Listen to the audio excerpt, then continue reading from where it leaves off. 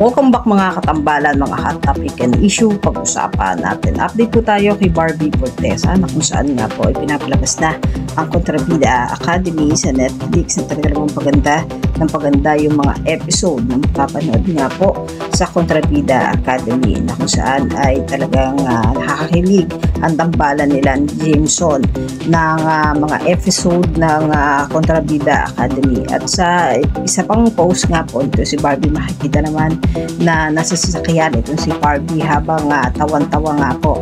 Makikita na napaka-blooming at happy ni Barbie ngayon at talaga namang lutang na lutang ang kagandahan ng isang Barbie Fortesa. Samantalang sa post nga po nitong si Barbie ay kinost naman ni Barbie ang kanyang ama na kung saan nga po ay isinare niya sa kanyang social media account. Samantalang ay pinalabas na nga po yung episode ng Wish Ko Lang na kasama naman itong si Barbie, si Sam, ang Bar Sam na kung saan nga po ay nandun sila sa Wish Ko Lang anniversary at makikita naman yung chemistry din ng Bar Sam na talaga namang makikita talaga kay Barbie at kay Sam na talaga comfortable sila na magkatrabaho.